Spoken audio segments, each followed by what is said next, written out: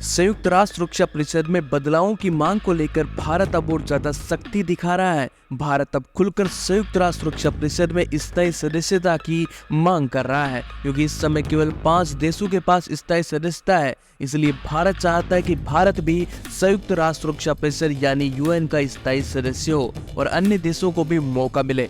अब एक बार फिर भारत ने सभी देशों के सामने संयुक्त राष्ट्र सुरक्षा परिषद में बदलाव करने पर अपना कड़ा रुख बनाया है। भारत के विदेश राज्य मंत्री वी मुरलीधरन ने ब्राजील में आयोजित G20 विदेश मंत्रियों की बैठक में भारत का प्रतिनिधित्व किया।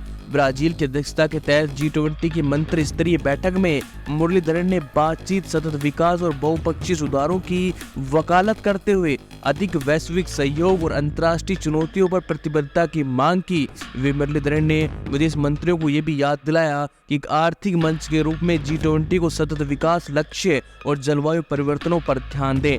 भारत इस समय विश्व गुरु के रूप में दुनिया के सामने आ रहा है।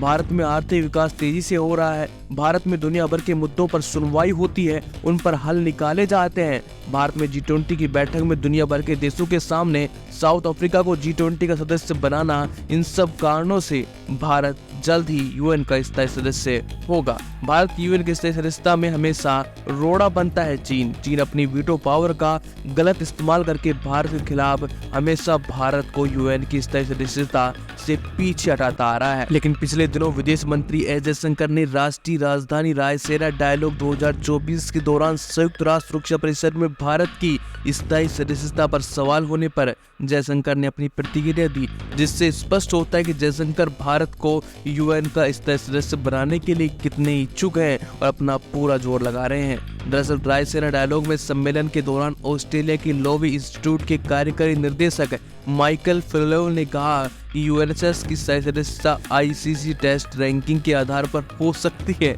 लेकिन फिर जयशंकर ने कहा कि मुझे लगता है कि बेहतर समाधान होगा कि इसे बीसीसीआई पर छोड़ दिया जाए। भारत सुरक्षा परिषद में पिछले कुछ समय से सबसे आगे रहा है। भारत यूएन में अपनी दावेदारी लगातार ठोकता रहा है। भारत को स्थायी सदस्यता पहले मिल भी जाती है, लेकिन चीन हमेशा अपनी वीटो पावर का यूज करके भारत को यूएन की स्थायी सदस्यता में हमेशा रोड़ा बनकर खड़ा हो जाता है और भारत को स्थायी सदस्यता से पीछे खींच लेता है।